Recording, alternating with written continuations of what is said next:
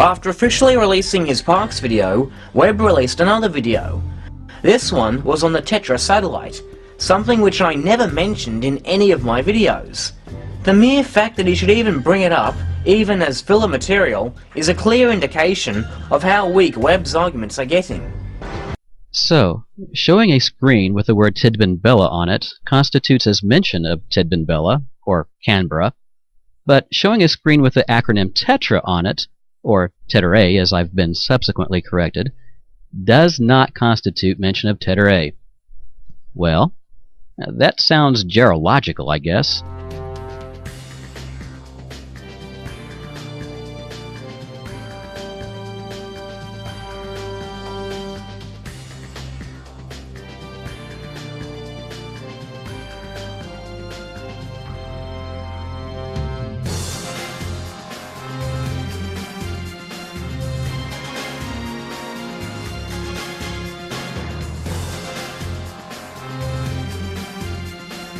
These statements from Jay Windley and Robert Graenig are nothing short of astonishing, because this is exactly the scenario that Bill Kaysing discussed vividly in his book.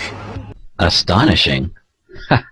Not when you consider that these excerpts are Windley and Brannig's restatement of a claim made by Bart Sibrel, not Kaysing, that the TETR-A satellite was used to relay simulated data to ground controllers.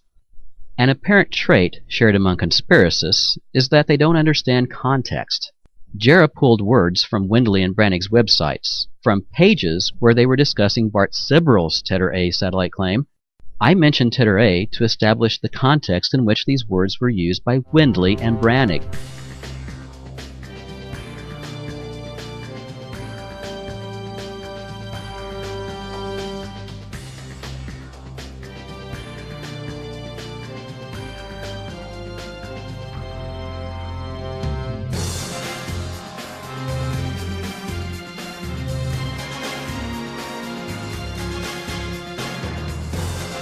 In summary, his 32 irrefutable reasons why the propagandist's collective body of evidence is bogus include: simulated data came into mission control from the TETR-A satellite.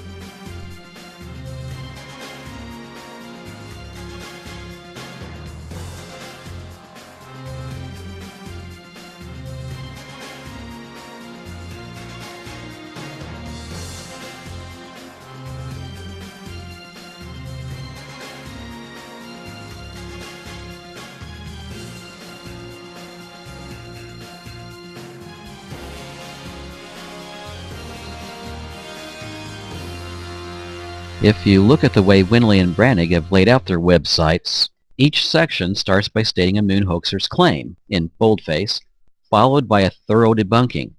In this case, Jarrah quotes the restatement of Sibrel's claim, then totally ignores the following rebuttal. By misrepresenting what Windley and Brannig actually said, Jarrah has created a classic strawman fallacy. No, I didn't. I never mentioned TETR-A in my video series. Contrary to what Webb says, the passages I quoted are not even a restatement of Sibrel's claims. What I quoted was part of their rebuttal. I never said that Jarrah mentioned TETR-A. In the preceding clip, I clearly attributed that claim to Bart Sibrel, but the words that Jarrah borrowed are part of the restatement or explanation or rebuttal, whichever word Jarrah might understand, to Sibrel's claim.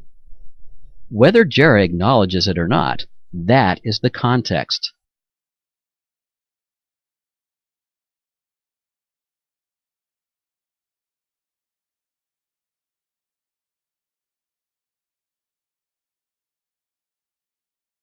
If you look at the quotes from Windley's and Brannig's websites, I simply quoted the sections in which they specifically talk about simulating flights to the moon for training purposes.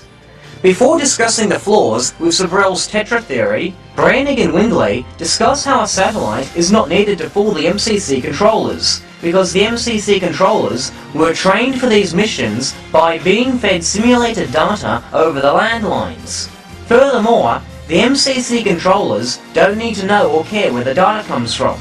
And so, if NASA wanted to fool the MCC controllers, all the NASA manned spaceflight network would need do is relay simulated data over the landlines to Houston. That's what I quoted Windley and Brainig on. I misrepresented nothing the two said.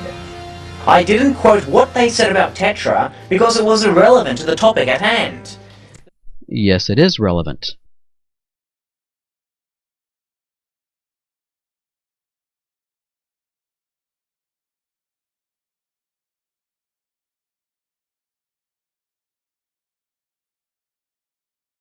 As Windley and Brainig explained in their case against Sibrel's claim, whether the MCC controllers could be fooled or not doesn't matter.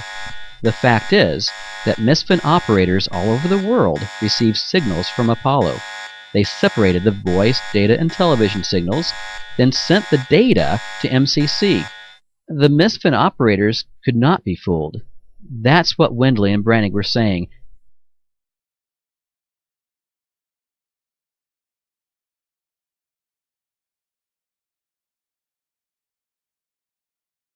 Suggesting that the MSFN stations were generating or passing on simulated data is ridiculous.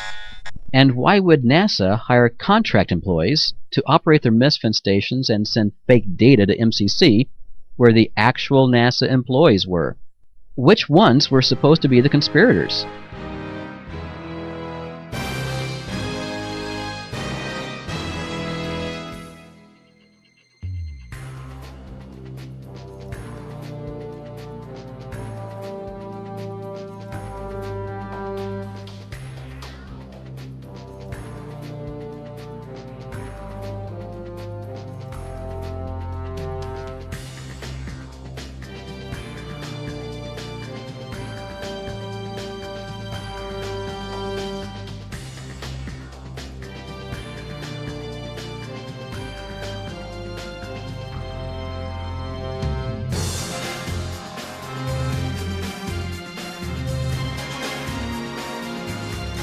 TETR-A was used to train MSFN dish operators on how to follow a satellite in Earth orbit. It circled the Earth every 92 minutes. The Moon takes close to a month to circle the Earth. So claiming that an operator wouldn't be able to tell whether he was following TETR-A around the Earth or a spacecraft on its way to the Moon is ludicrous. Then it's a good thing that I never claimed TETR-A was used to fool the manned spaceflight network, isn't it? I never even implied that Jarrah agreed with Sibrel's claim. In summary, his 32 irrefutable reasons why the propagandist's collective body of evidence is bogus include: simulated data came into mission control from the TETR-A satellite.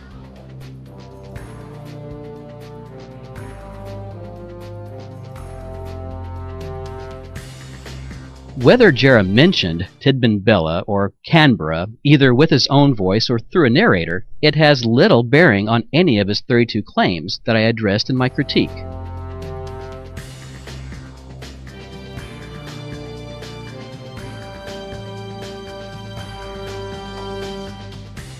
I never even implied that Jarrah agreed with Sibrel's claim, but later, Jarrah does parrot Kaysing's claim that satellites were used to fool amateur radio operators. When I addressed that claim, I referred back to Sibrel's claim, a claim that had already been torn apart, that simply puts a name on Kaysing's unidentified satellite. To accommodate amateur radio operators who might want to tune in, identical broadcasts were made from an orbiting satellite. So perfect were all these simulations that the momentary blackout when the module was behind the Moon was faithfully reproduced. This Kaysing claim must be where Sibrel stole his idea about the TETR-A satellite. Again, as with the MSFN operators, it would be impossible to fool amateur radio buffs with satellite broadcasts that followed a satellite as it spun around the Earth every 92 minutes or so.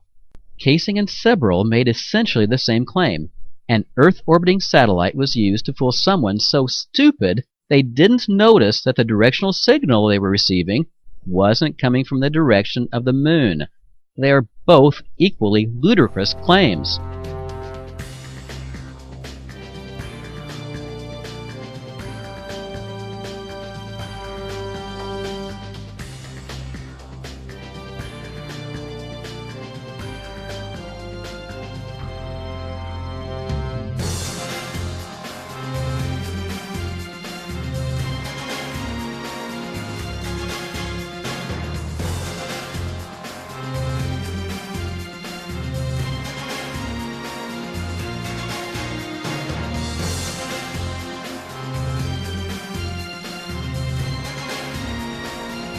In fact, Webb has offered absolutely no evidence that a relay probe was not used. The best he can come up with is to point out that 60 GHz signals would not be necessary, as 2300 MHz signals would work just the same, and whinge that because NASA didn't use his preferred method of fakery, they therefore didn't fake it. At best, that is pitiful circular reasoning and a bare assertion fallacy all rolled into one.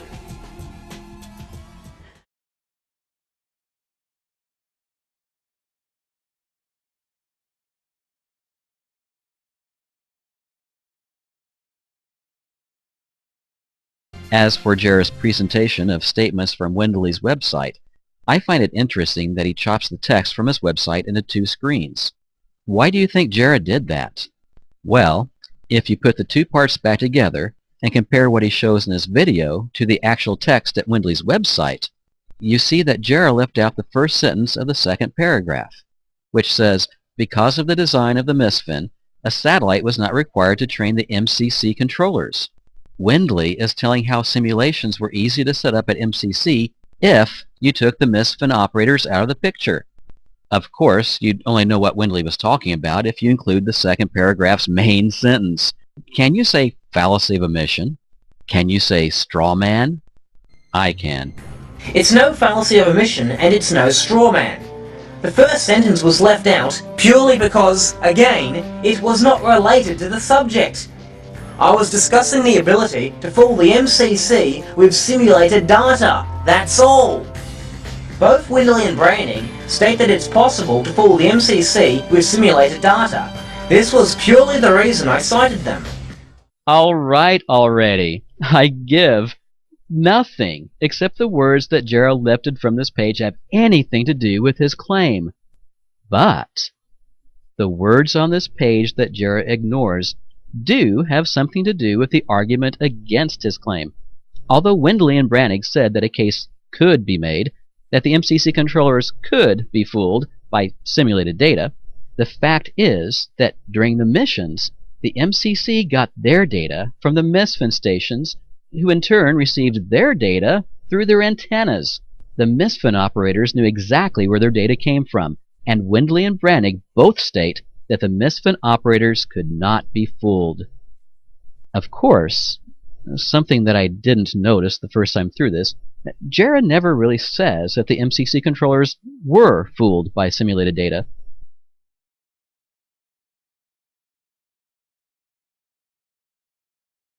Quite frankly, why should I even claim that the manned spaceflight network was fooled by anything? NASA owns the manned spaceflight network. The manned spaceflight network consists of Goldstone Tracking Station, the Madrid Deep Space Communications Complex, Honeysuckle Creek, Tidbinbilla, Carnarvon Tracking Station, and yes, Parks. These are the very individuals who I suspect were involved in the conspiracy. So, why should I claim that the manned spaceflight network was fooled by TETR-A?